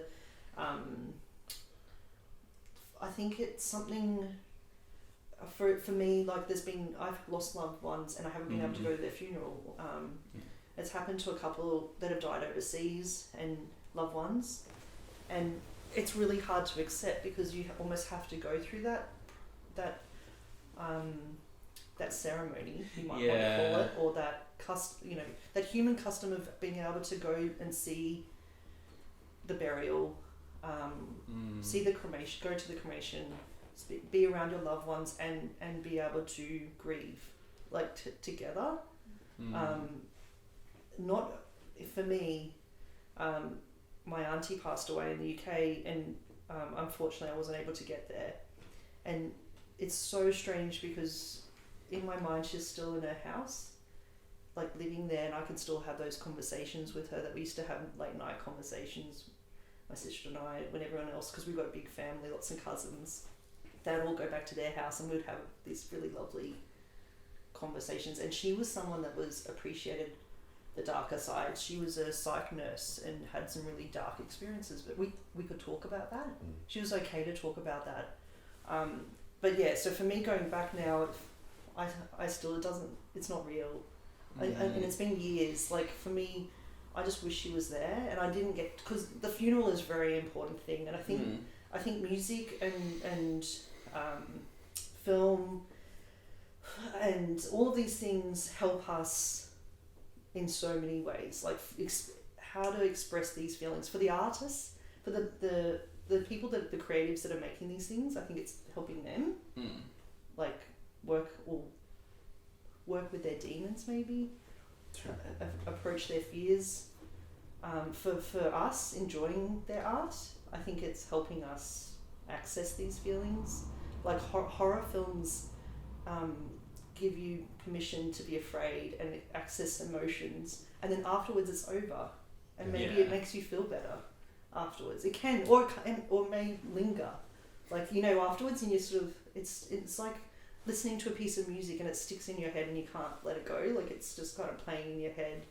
But I think that's cathartic for me. It's I have to express myself. I think, and I think these artists have to express what they're feeling, and they have to be allowed to do it. Like, society is so goddamn conservative, and it shits me off. It really shits me off that even for some people these works, they might think that they shouldn't exist. I think it's wrong. Yeah, like, who are they to decide what is the standard of like what is acceptable? What is okay? Yeah, it's like just a subjective thing. We also live in one of the most heavily censored countries in the Western world. Oh well, yeah, that's true as well. Yeah, I mean, so much is censored to the point of, I think, you know, thinking about censorship, because I think censorship does come up a bit. When I was listening to the Mick Garris, talking about the Mick Garris podcast, an interview with Clive Barker again, and Clive Barker was told by an American publisher, just put a S in front of the he, like make it a she, and I just thought, because of his work, he's a gay man expressing and was trying to express gay relationships in his work. Well, that was also him coming out as an artist. Sacrament. Yeah. So it's so, what do you think, like, I mean, how soul destroying would it be for someone to come to you and say, just put an S in front of the he, like, you can just change a character in your story, like, that's going to complete, like, it's like someone coming over to my, like, I don't think anyone would ever do this, but I have had this happen in high school, where our teacher was like, if you do this, I'll give you an A, but if you don't, I'll give you, and I'm like, fuck you, in my head. I was like, it's like, stop. I'm not, I don't give a shit if you give me a B, but I'm not changing, this is my work, I'm not, what you were saying, what the teacher was telling me wasn't going to enhance it, or it wasn't even constructive feedback, it was just her bizarre way of thinking, if I did this, she'll give me an, and the fact that she even said that, like, outright, so for him, I can't imagine what it would have felt like, that they were trying to censor a gay, two gay characters in a story. Oh, and change one of them to a girl. Yeah, because they can't, obviously for them, they thought that they would, in a very conservative America, they couldn't possibly have that story out in the world. What do you think, Adam? I think it's laughable, because we're talking about an author who describes someone ejaculating onto feces to make monsters. Wow. Yeah. Okay, that's Clive Barker goes weird and Clive Barker goes dark. Yeah. But two dudes making out becomes a problem. Yeah. So where do you where do you draw your line? Yeah. And also he had an audience by that stage. Oh, absolutely. So they were just being very. They were doing what they want to do. They wanted to try to sell more books and make money. And if it became apparent that it was a gay book, it would sell less copies, particularly in America. It's ridiculous. It's just the double standards in a way, kind of like that stance of going, like, you know, oh, maybe if you do this it'll be alright. It's like, why? No. It's like, why? And like I'm not, you know, and I think I really respect that Clive Barker, would say no. He would actually stand up. Advance back himself and sell it somewhere else. Yeah, I'm going to go elsewhere. I'm not changing my work. And I guess I think he also was someone that had, like, secret or, like, kind of imaginary friends that he imagined when he was a child, and I don't know how you both were as children, but I definitely had very overactive imagination. Yeah, absolutely. So I murdered mine. Oh, did you? No. Did you create different ways of murdering them? No. I don't remember this, but my mum says it was quite upsetting that I just basically locked my imaginary friend in the boot of the car and never let him out. Oh no! You told your mum and she was like, what? Adam? Oh gosh. Oh wow. Oh my god, did you have imaginary friends? Which is, I think we talked about this in one of the Yeah, other I think we podcast did. episodes where I was talking to my mum about this exact same thing, and we both realized we did the exact same thing. That for me, I would. It's really weird, but like I would literally pretend that I'm someone else. Like I would pretend that I'm like a movie character. I'd pretend, and I would be in my head.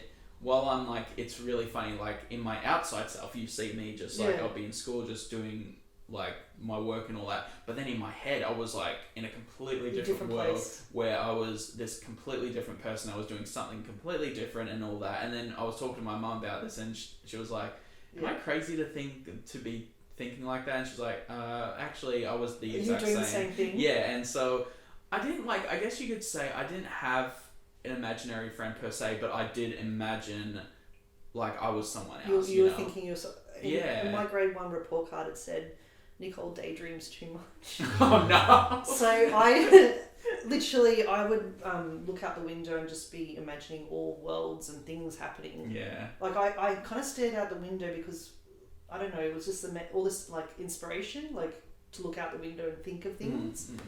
But I think it was more just staring into the abyss. The abyss, and my imagination was constantly going. It took a long time to be able to focus and not be constantly imagining and daydreaming. Yeah. But yeah, so that's really okay. Look, that's quite a story with what I'm saying. I love that you. Put him in the trunk. He's in the trunk. Maybe there's enough air to breathe for a certain period of time. Are you alright? Yeah, you're fine. You're fine. It's all good. I just want to talk a little bit about Sisters of Mercy, Some Kind of Stranger, which only because that's from the album First and Last and Always from 1985. There was the track that you mentioned, Adam. And the reason I want to mention, just going to another English creative group, this is a band, you might describe them as kind of new wave, goth, rock, post-punk, whatever you want to, if you want to give them a genre. There's all these different names. There's all different names. They won't call themselves this, but they're a goth band. They are the goth band. They are the goth band. Yeah. Yeah.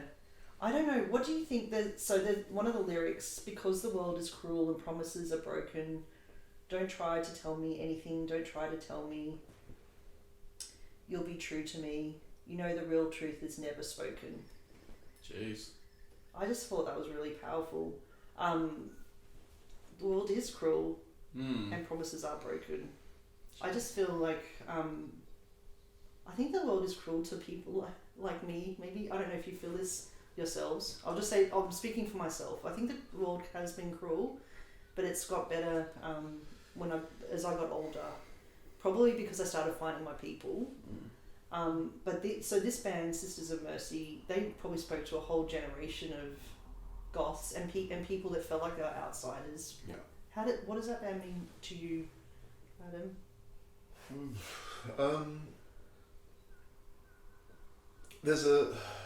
It's really weird. You get those saving moments in your life where you come across something and it's that moment that pulls you out of something. Like most people, I think, like most of us, my schooling years weren't so great, and then leaving school, going into art school, and then finding the goth scene was finding a new soundtrack to live, a new way to live, and the Sisters became a giant part of that soundtrack. Like I'm very much an advocate of we make the soundtracks to our lives. Yeah. And I think the more you're into music, the more that becomes true, and then it becomes almost like time capsules. And one of the things I'm noticing is the older that you get, the more these time capsules are a way to actually go back to your youth. Yeah. And I think that's why so many people get stuck in listening to only the music that they listened to as a kid, because it's the stuff that speaks to them most powerfully. Yeah. Yeah. That's true. But yeah, I mean, Cards on the Table, Some Kind of Strangers is a breakup song, hands down. And it's a very emotional one for me, but the reason I put this one into the track listing is because we've got like the idea of darkness speaking to death, but there's also the idea of darkness speaking to emotion, and that we all do have a shared language of suffering, of sadness, of grief. And I think music speaks that language better than any other art form. Yeah, definitely. There's something that, like talking about breakups, like sometimes I find, after a breakup, I have to switch the radio off because so many songs are about love or some kind of, and it's just so triggering, every song. And there's songs that remind you of certain people, like, often if you end a friendship, and there's some bands that I can't listen to because it reminds me so strongly of that person. And I think it's, the sound, like the audio sound is very memory triggering, and it's like emotive. Like you can remember the feeling you were feeling when you listen. And it almost it can bring back a whole memory, like a whole experience, like visually in my mind. I don't know if everyone has this feeling when they listen to music, but for me it's more sensory. It's like if I put on, for example, Suicidal Tendencies, I can close my eyes and imagine the feelings of being a young skater kid. So it's that, like, the feeling of it rather than the visual. Like for me, it's it's a bit of both. It's that feeling that you felt when you were that age or when you were doing something. Is that how you feel about music, Jayden? Oh, definitely. Music is, well, that's why I've got a treble clef tattooed on my arm. Because I know a lot of people ask me about, is it because I'm a muso? And I'm like, oh, no, it's because for me, music has impacted me so much and has saved my life so many times, like from my own thoughts and all that sort of thing. And music, I definitely agree with you, Adam, that music is just one of those things that speaks and really impacts us in a way that not a lot of other art forms can really impact. And I think it's because, when we, going back, biologically and all that sort of thing, like when we first developed in the womb, I heard that the first thing that we get is sound. That's why when we're born as a baby, when you see a baby with their parents, they are really relaxed because they know their voices from when they're in the womb. Yeah, it's really interesting. A mother's voice apparently can be like almost like an antidote to... same with the father, if they are talking to him a lot, to talk to their belly and all that. And I heard it's like after 30 weeks or something that they develop the sound. And so I actually thought that was really interesting, and it really makes sense because, when you have, like, when a baby goes from one person and they start crying and they go to that parent, that it's just they're completely calm. It's because, like, when they're in the womb, they are relaxed, and it's our sound, and so I think for us, that's why music is so impacts us a lot, because it's sound, like it's something that the sound goes and we feel it, through the sound. It goes right into your body. Exactly, so I think for me, music has always definitely been that huge part of me, where I can pretty much, like what you said, Adam, I can just play something, close my eyes, and I can just picture, and I just go into another world where I just lay down and I just picture what I'm listening to. I can just relax and just go to another world. What you were saying then, Jayden, just made me think of Massive Attack's Teardrop. The heartbeat, and then the video clip with the inside the womb. It's so there's something goddamn like primal that happens when I listen to that song, and it's amazing if I'm really having a terrible day or if I'm really angry.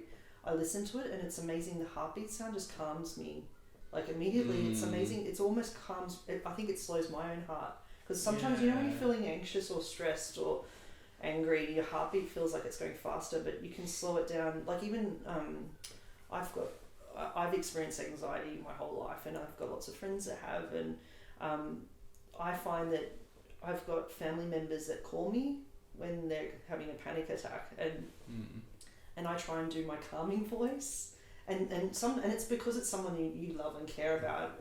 I think it is calming to hear their voice. Like exactly when I've been when I was younger, when I was going through really dark times, I'd call mum, and just immediately hearing her voice would immediately calm me. You say that, It's just it's that immediate antidote to whatever you're feeling. Like it's okay if I hear that person. Like whenever you talk to someone you love, It's going to make you feel better immediately. Just hearing their voice is going to make you feel better. And that's it. It all comes down to our ears, sound. you know? The sound is so powerful. Oh, absolutely. I mean, I don't know what is more powerful to me. Like, for me, visual art has been, like, pretty much number one throughout my whole life. But definitely sound. I think it's not, like, I don't separate these things necessarily. Like, I think it's sound and visuals. Like, both can calm me. But I guess maybe the thing about visuals is that I can be alone and it can calm me. Whereas film is different. Like, I often like to experience that with others. Like, I love to experience films with other people, but of course I experience it alone as well. But for me it's more of I want to share those emotions with others while I'm watching it. Whereas art can be a very solitary thing for me. But yeah, no, it's interesting because even with the sense of seeing, like with visual arts, being visual artists, like I remember a quote, like this was just a quote that an artist used, like Jerry Ullsman, he pretty much was talking about how he heard the quote about the eyes see more than the mind know, but then he was like, well, you know, what if the mind sees more than the eyes do? And, you know, it's kind of like that whole idea of, you know, when we're talking about hearing and then we feel something, it's like our mind feeling something and then it transfers to the rest of us, you know, and he was talking about how he likes creating worlds that are more appealing to our mind, to when we look at it, we feel something, you know? That's interesting. So it's disconnecting the eyes from it. He's just saying, like, your mind is responding to it rather than... Yeah, which was quite an interesting... That is interesting. That's an interesting way to look at it. But yeah, like I'll be...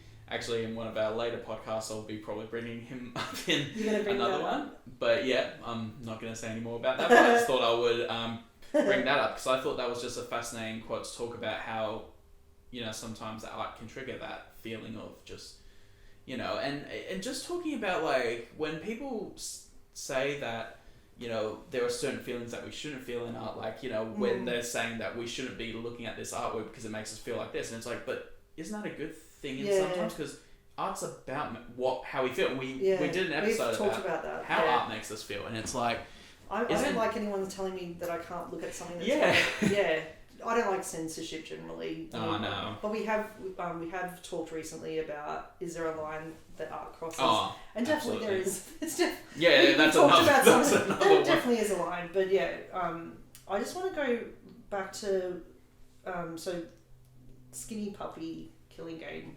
That was... This is interesting, from the album Last Rites from '92, and it's a Canadian industrial music group formed in Vancouver in 1982. I'm just going to mention a lyric: "Death giving into the jaws of death, I taught the killing game." Jeez. I just want to talk about that because I really love the tracks that you shared with us, Adam. I think it's just it's really something that can trigger lots of ideas and I guess emotions. How does that make you feel? Like, how does that track make you feel? Skinny Puppy are flow of consciousness when it comes to their lyrics. Like you can, it becomes almost like looking at an abstract painting. It can mean anything you want it to mean. It's like free flow poetry or something like that. It's the music of Puppy that really speaks to me, because when I first heard that album, Last Rites, it opened my mind to what music could be. Yeah. Because it's non-melodic. There's rarely, if at all, like there's no what you would classically call instruments. Yeah. It's all done through sampling and machinery. Yeah.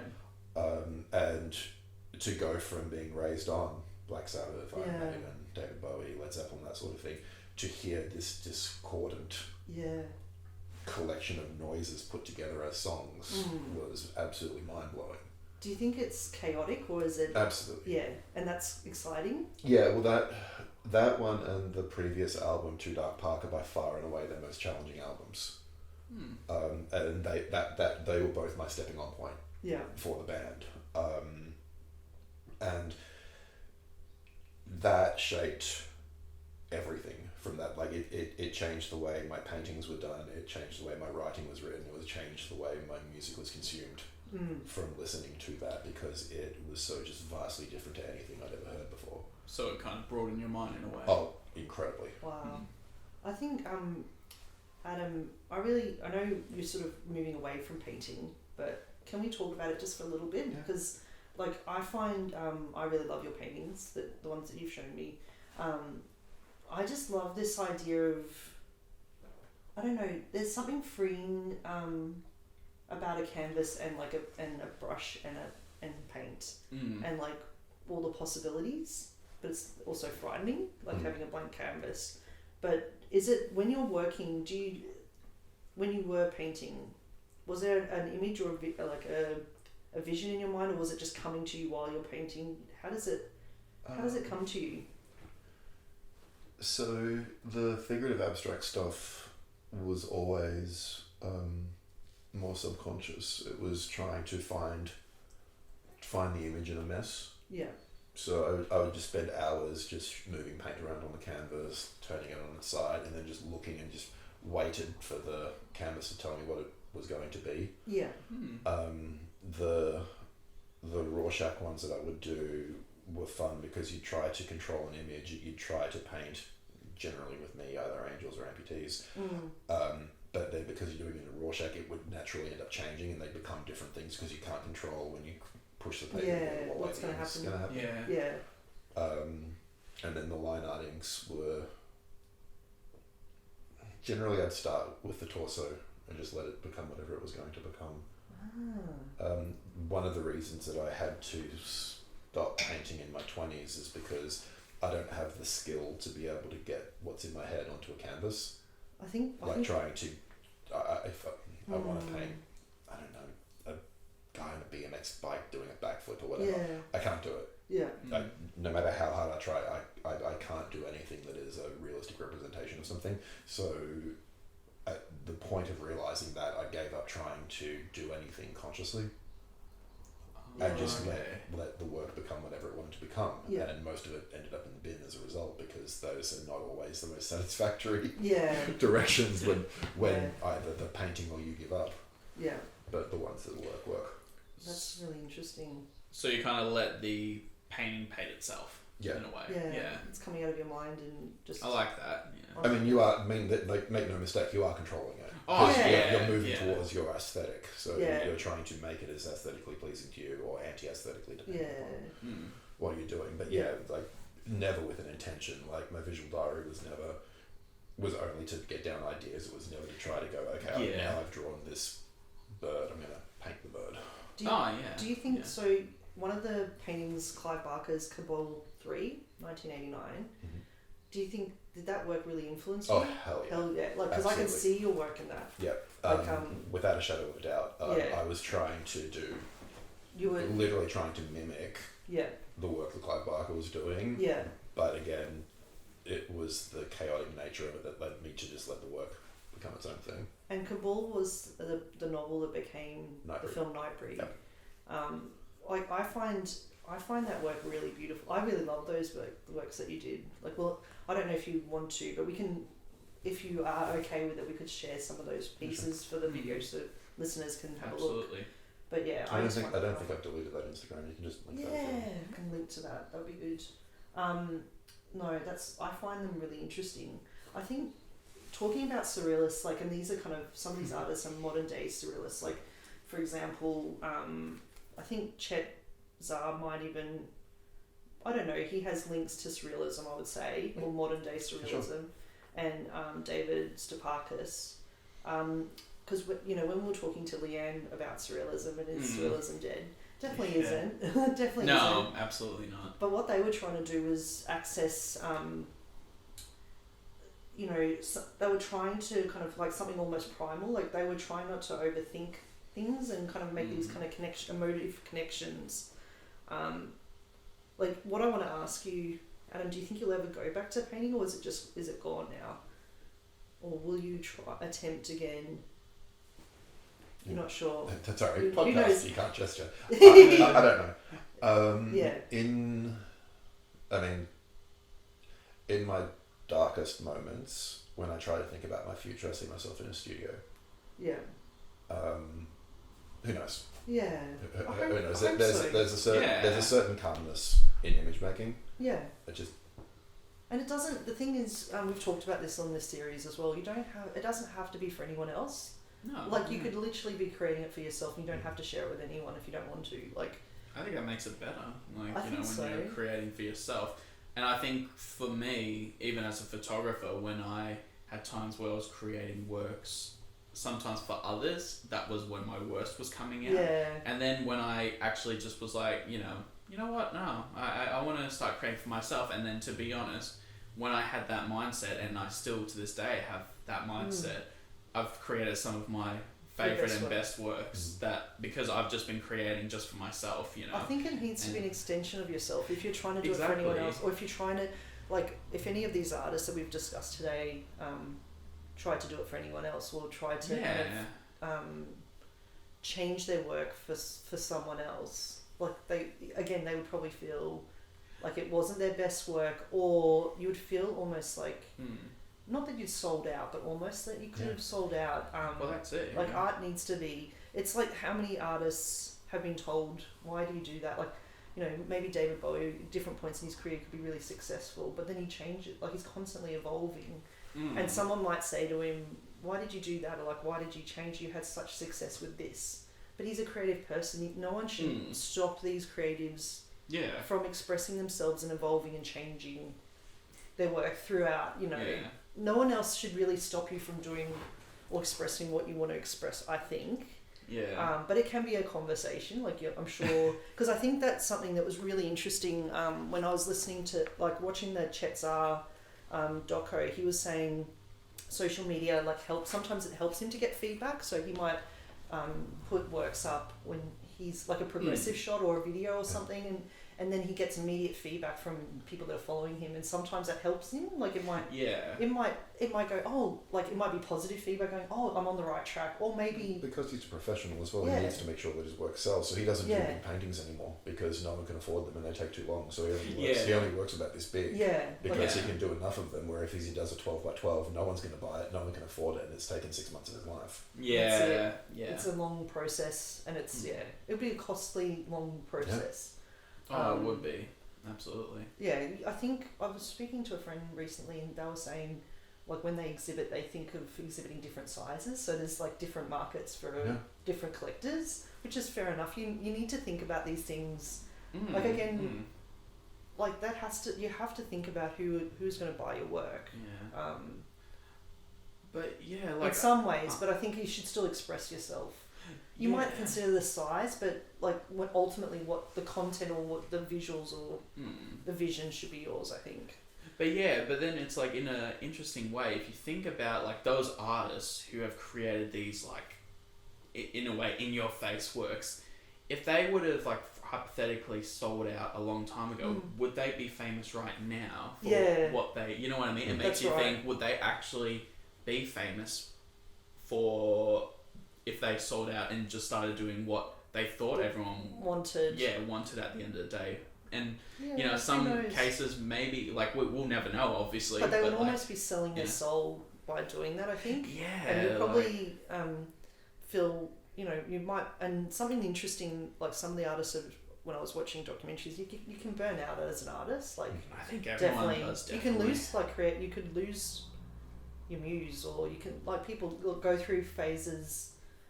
of, like, as writers, not knowing, you know, like, writer's block is a real thing, and for creative people, you could literally get to a point where it's like, I don't have anything else I want to create. Like, we've sort of discussed today, having those moments of not, you know, or periods. It can be long. I've had, you know, there has been long periods where I haven't been creative. That could be another conversation piece. Yeah. Like, because that you could dive way deep into creative block, because that's that's a real thing. Like that, it's a lot of scary people. When it happens. Think, is there such thing as a creative block? And it's like, like, I mean, I think everyone has it. I've had my on and off every now and then, but like I said, my longest was 8 months, you know, because of all the things that were happening and all that, you know, it does happen, but definitely. I think also when art is your job, like when you're doing it every day, it must be hard to maintain that level of creativity. I think for me, like, that's probably one of the reasons I don't do it every day. I wouldn't even know where to begin. That's why the most successful ones treat it like a job. Like Yeah. looking again at Clive Barker, Yeah. he would be 9 o'clock Monday to Saturday. He'd be sitting at his desk either writing or painting 9 o'clock every day. If he'd been out partying the night before, doesn't matter. 9 Stephen o'clock. King's another one, isn't he? Yeah, 2,000 words a day minimum. Yeah. What? Stephen King? Yeah. It's amazing. Damn. This is why these people are so amazingly prolific. Yeah. Because they do treat it like this is... But what I mean is, like, they must have amazing imaginations to be able to access that on an 8-hour, every day. Like, for me, I have to have moments of it happens, but it's not all the time. Like, my brain is doing lots of weird things. It's also the acceptance that a good portion of what you're going to do is going to be garbage. Yeah. Oh, yeah. So You'd have to start again and be like, putting that aside. And that does happen. Sometimes we do Yeah. have a day where we just create crap. Yeah, and you I've think, I don't want to show anyone this. Or Yeah, it's like, nope. And Clive Barker doesn't type, does he? He writes. he writes by hand. Oh, God, that And must be... stands up and acts out scenes. What's that? Oh, wow. He acts out the scenes sometimes Does he? as well to try to get an idea of what's happening. That's great. awesome. Yeah. Does he have like a weird kind of shorthand, or does he just write like Just writes it? draws. Wow. And draws a lot in the margins while he's writing as well. Yeah. So he has someone that types his work for him. I believe so. Someone you'd have to trust like wholeheartedly, because you want to make sure that every word gets down. The people who work for him are fanatical. Yeah. Wow. Yeah. Like, They would be. you You'd have to have get a to trust. work with Clive Barker. God. Have a trusted team that you can trust with that sort of stuff. Talking about trust, like I think when I was I did watch a bit of a doco about Joel Peter Witkin as well, and he has like assistants that work with him, and have one of the assistants she's a sculptor, and I think she's a sculptor in her own right, and she works with him and has been for like over a decade. So they must have a very strong, you have to have this kind of, first of all, trust that you're not going to go away and tell someone else your idea while it's being made. Well, that's because, it, yeah. like you could go away and tell someone the whole concept, and they could go madly do it, before the work gets out. But also trust that you're going to follow go with the vision and be a supportive friend. I think he said that he has a close group of friends that are very supportive of what he does, which you would have to have in a world of a lot of people that are almost not your enemy, but not supportive of what you do. It's important to have your tribe, again, talking about tribes. But absolutely. And I think it's just that that actually reminds me of like when I asked you to be part of this series. Like, I wanted someone who I can trust with it. Yeah, you need to have someone that's going to. I think someone that's willing to have those conversations, but also we're going to come. Sometimes Jayden and I have had different views. Obviously, lots of times because we're very different people. But it's okay to have different views and just. That's it. It would be very boring. Oh yeah, like pretty much all be robots. But it's just the accepting. Like obviously, there's different cases where if someone's being a bit too extreme and all that sort of thing, and it can be harmful. Definitely. Like when it's harmful, that's different. But then when it's just like a different view on something, that's just like it. Okay, we're talking about art. It's very subjective, and it's very. I think we all have emotive, responses to whatever we're seeing. Is there anything you want to say? We're getting close to the end of the podcast now. Well, before we end. Oh yeah. Well, sorry. I was just gonna say, like, let's do it as a final question. I'll ask everyone this question. So, on the topic, what attracts us to the dark side of art? So I think it would be good idea to go around and say each of us like an answer, like, so what exactly, to answer the question, what is dark art, or just what attracts us to it, okay. Like, so who wants to go first? Do you want me to say something first and have it? Okay. I've definitely been attracted to it, probably from my earliest memories of experiencing art or music. I'm thinking Goya was one that really touched me early on when I was quite young, and I remember seeing his work in the gallery, and I think I just responded. And there's going to be an exhibition of his soon, which I'm really excited to see at NGV. I don't know if it's for me. I remember going up to these small pieces that were very small, that were like probably the size of my hand, and it's different when you see something in a book to something when you see it in the flesh. It's a whole different experience. But the fact that I had to go right up to the work and see these amazing etchings that he done, and like, you know, there's like the kind of witch themes and like the darkness of it, but I loved it. I just thought they were magical little beautiful pieces with the line work. I think I never thought of it as wrong. I never thought I shouldn't be looking at this, or there's nothing wrong to look at. Obviously there's nothing at all wrong with looking at Goya's work, but I think what attracts me to it, the darkness in art, or the darker side of art, or dark art, is that it's accessing something I'm already thinking about. And so it's okay. I'm having these thoughts, and I've always had these thoughts from a little girl. Weird thoughts. But seeing it in art kind of made it feel okay. Normalize it in a way. Well, it's not even the not normal. I never felt normal. Okay. And the art didn't feel normal, but it was okay. Like, that was totally okay. So I guess, for me, I never thought that we should express ourselves in any other way other than like these deep thoughts or dark thoughts should be expressed and explored. So maybe that's why I've always been attracted to it. Yeah, that's... I don't know. No, that's just a person. Yeah. How about you, Adam? Did you want to say? It's interesting. So I'm 46 now. Yeah. And was mistakenly shown The Exorcist when I was 5. Oh, wow. Which no doubt shaped my interest in things, but I can't remember a time when I wasn't interested in monsters or aliens or some such thing. But what's interesting is how it changes over time. Like in my late teens and well into my early 20s, I wanted to be shocked, I wanted to be challenged, I was wanting to see the darkest, most fucked up things that I could, because I wanted to prove that I could handle it, that I could see the other side, to explore the darkest recesses of humanity or some such adolescent garbage. But what it becomes is, it's the place where I'm most comfortable. It's where I get my energy from. And that doesn't mean that there's not... I mean, I love Jim Henson, like Clive Barker, Jim Henson, Guillermo del Toro. Like, they're my 3 favourites, excluding music. But there's something about this darker aesthetic that, if it's not there, it's really hard to keep my interest. And at this point now, I watch a lot of the old horror movies and listen to this music, and it's like a warm hug. Yeah. Oh, yeah. Oh, God, yeah. Like, during lockdown last year, Melbourne Horror Film Society was screening watch parties. And a lot of the classic black and white horror films, which I absolutely adore. There's something about the aesthetic from that time that I can't go past. Yeah. And it's the black and white film, and the composition and the scenes, the stage work, you know, the actors, like the way they were styled, the makeup, everything. I love it.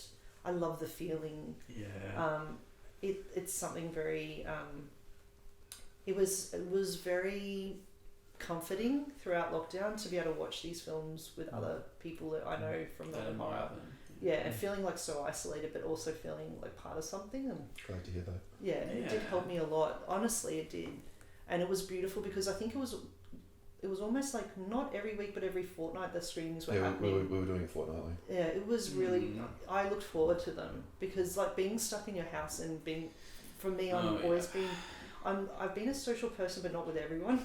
With certain people, I need to be around certain people a lot, and they're my tribe, my people.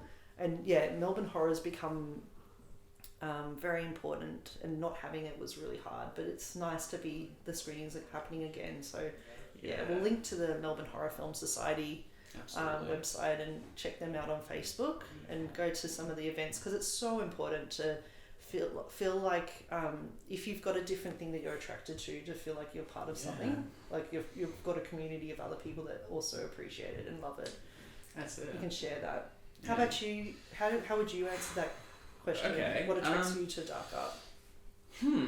Yeah, that's it. Like, I guess, you know, it's in a way, like, I think I agree with Adam where, like, over time it's changed. Like, for me, when I was young, it's funny, I was scared of being scared, which sounds really weird, but then now I am all about watching horror and all that sort of thing, and to be honest, in my art, like, I always I at one point was described with my own photography as an angsty teen when it came to creating my artwork, and I'm like, oh, thank you, because like for me it was because I was portraying emotion and just raw and just very dark themes in sometimes my work.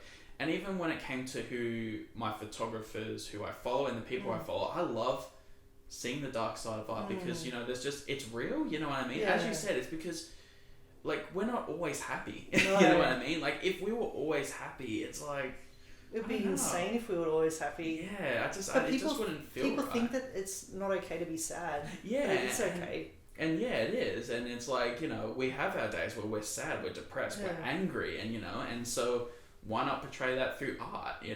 And it's like if I can portray the good things, the happy things, it's like why can't art portray the darker side. Yeah, the darker side. And I think for me that's what I love about music too. When I see artworks based around this thing, it's just, I think for me it relates, and I think it's like that. I think you said, Adam, it's like a warm hug in a way. It's like I think for me as well is like in a way, I agree with that because it's like it's someone who can relate to what I'm feeling at this time, and someone, and so that's comforting in a way. Yeah, definitely. And so that's, I think for me that's what attracts me to it, is because it relates to people. You know? It's something that we all experience. Yeah, that's it. I think it would be really interesting if the listeners wanted to put a comment. And say if you want to share, up to you, about what attracts you to darker art or the darker side. Because I think we all might have our own stories about that, and I'd really love to hear them. But yeah, thank you so much, Adam. It was a fascinating conversation as always. Usually our conversations aren't recorded, so thank you for doing this. And also thank you, Jayden. Always enjoy talking to you, and thank you, listeners, for listening. And hopefully you'll listen to our next episode when that comes out. So we're bringing out episodes every 2 weeks. Yes. So please, like, comment, subscribe to our channel, share with your friends, because it helps us. We're really at the grassroots stage at the moment, and we're just wanting to grow our community. So thank you, everyone. Absolutely. Once again, thanks, Adam. And let's keep it going. Let's have this conversation. Probably off air now. Thank you.